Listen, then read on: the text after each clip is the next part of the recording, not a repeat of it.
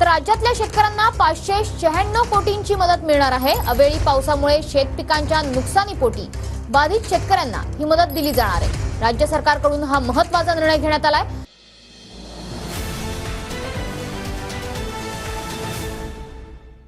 शेतकऱ्यांसाठी अतिशय महत्त्वाचा अपडेट आलेला आहे, तरी व्हिडिओ सर्वांनी शेवटपर्यंत बघा। पंचनामा झाला, ई-केवायसी ही झाली, 7 महिने होऊन गेले तरी पण मदत कधी? भरपाई रखडली। मे महिन्यात झाले होते अवकाळी पावसाचे नुकसान।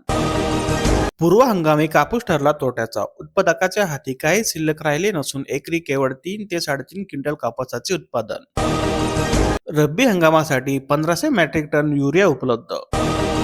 कांदा रोप लागवडीला फाटा, तसेच बियाणे पेरणीवर शेतकऱ्यांचा भर। सिंचनाची सुविधा निर्माण झाल्याने कांदा लागवड वाढली आणि बियाण्यांची होते बचत।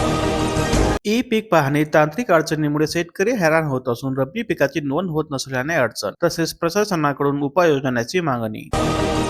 लासलगाव बाजार समितीत कांदा दरात घसरण झाल्याने उत्पादक शेतकरी चिंतित। शेतकऱ्यांना आर्थिक फटका बसून 15 दिवसापासून बाजारात घट झाल्याने लाखोचे नुकसान। तर बाजार समितीत कांद्याला जास्तीत जास्त 2200, किमान 700 आणि सरासरी 1625 प्रति क्विंटल असा बाजारभाव। कापसावर 11% आयात, सरकारचा निर्णय ठरण्यास साफ गैर काटे झोडपणारा। 6 ते 7 हजार रुपये क्विंटलने विकला शेतकऱ्याने कापूस, तसेच शेतकऱ्यांचे झाले आर्थिक नुकसान। आता कापसाच्या भावात वाढ होण्याची शक्यता।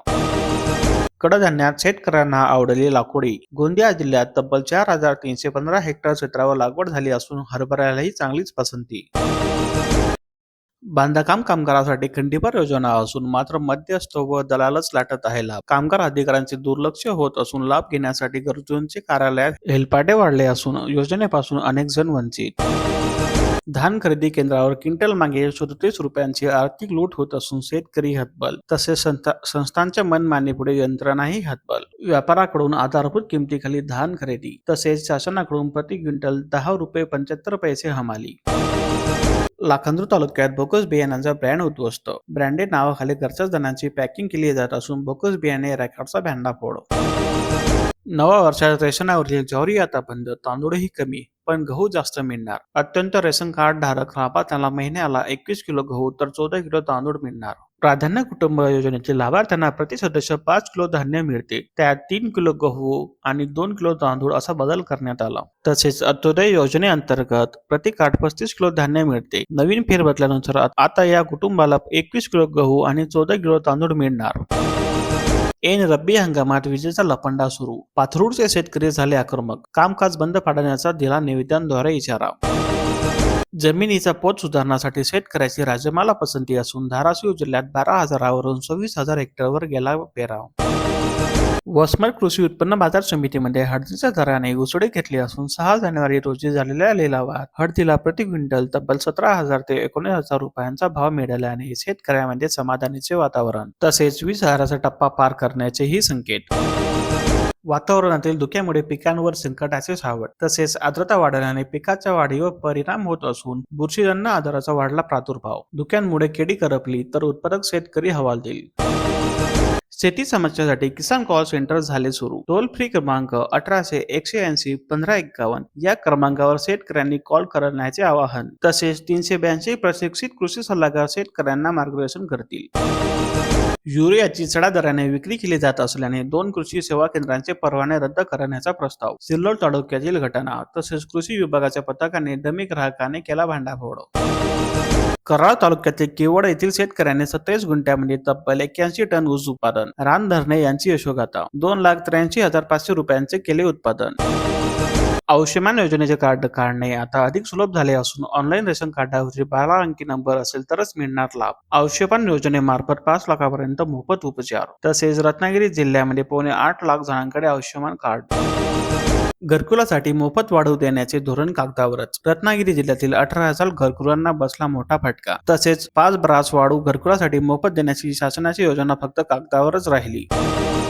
गुप्तधन काढण्यासाठी आलेल्या तोडीला ग्रामस्थांचा चोप, त्यामध्ये 2 शिक्षकांचाही सहभाग। देही सावडीतील उसाच्या शेतात खोदला खड्डा, तसेच पूजेचेही सामान आढळले।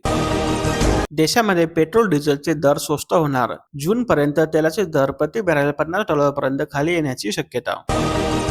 मुख्यमंत्री पंचायत राजमधून स्वच्छता आणि समक्षीकरणावर भर. अलिबाग जिल्ह्यात योजनेअंतर्गत ग्रामपंचायतींना भेटी तसेच विविध उपक्रमाची घेतली माहिती. हवामान बदलामुळे केळी उत्पादक संकटात असून पिकांना रोग आणि किडनीचा धोका. बारामती तालुक्यातील स्थिती. वसंतराव देसाई आजरा शेतकरी सहकारी साखर कारखान्याचे चालू हंगामात 63 दिवसात 1,93,000 मेट्रिक टन ऊसाचे केले गाळप. ऊस उत्पादक शेतकरी ऊस तोडणी अभावी संकटात. ऊस तोड मजुराकडून ऊस तोडणीसाठी पैशाची होत आहे मागणी. एकरी 5 ते 7,000 रुपयांची वरदक्षिणा. नाशिकमध्ये नापेड व शेतकऱ्यांचा हल्लाबोल. अधिकारावर कांदा फेकीचा प्रयत्न झाला असून कार्यालयात गोंधळ. तसेच 3,000 कांदा उत्पादक शेतकऱ्यांचे 200 कोटी अडकले. बेभरोशाच्या पावसाने रब्बी हंगामात बळीराजाचा कांदा व ऊसाकडे कल. माजलगावचे शासकीय ज्वारी खरेदी केंद्र ब्लॅकलिस्ट. शासकीय नियम धाब्यावर बसून केली होती निकृष्ट ज्वारी खरेदी. जुन्नर तालुक्यातील रब्बी पिकाला हवामानाचा बसला फटका. गहू, कांदा आणि हरभरा पिकांवर किडीचा प्रादुर्भाव होण्याची शक्यता. फळबाग अनुदानासाठी 25,000ची लाच मागितल्याने कृषी सहाय्यकावर गुन्हा. अक्कलकोटमध्ये सापळा लावून अँटी करप्शनची कारवाई. केळीवरील चिलिंगच्या प्रादुर्भावाने शेतकऱ्याचे आर्थिक गणित बिघडले असून कडाक्याच्या थंडीचाही परिणाम. तसेच 5 ते 6 रुपयांनी कमी दराने खरेदी. माळशिरस तालुक्यात 141 शेतकऱ्यांच्या 4,417 क्विंटल मका खरेदी केली असून 31 जानेवारीपर्यंत नोंदणीला दिली मुदतवाढ. तसेच 24 रुपये प्रति क्विंटल दराने खरेदी झाल्याने शेतकऱ्यांमध्ये उत्साह. वांबोरी चारी टप्पा 2चे काम ठप्प झाल्याने 12 गावातील शेतकऱ्यांमध्ये नाराजी. पाथर्डी तालुक्यातील 32 तलावांना येणार पाणी. तसेच 17 वर्षापासून योजनेसाठी पाठपुरवठा. कृषी यंत्रे अवजारांचे अनुदान मिळणार कधी? शेतकऱ्यांचा सवाल. तसेच अकोला जिल्ह्यातील 63,000 शेतकऱ्यांना अनुदानाची प्रतीक्षा. शेतकऱ्यांच्या नगदी पिकाकडे वाढला कल. तेलबिया पिके नामशेष होण्याच्या मार्गावर. सूर्यफूल, जवस आणि करडई पिकांचे पेरणी शून्य. तसेच रब्बी हंगामात गहू, हरभऱ्याला प्राधान्य. लसणाची फोडणी पुन्हा महागली. आवक घटल्याचा परिणाम असून नवीन लसणाची प्रतीक्षा. किरकोळ बाजारात 1 किलो लसणाचा दर 160 ते 200 रुपयापर्यंत पोहोचला. 100 रुपये प्रति किलो दराने 15 दिवसापूर्वी मिळत होता लसूण.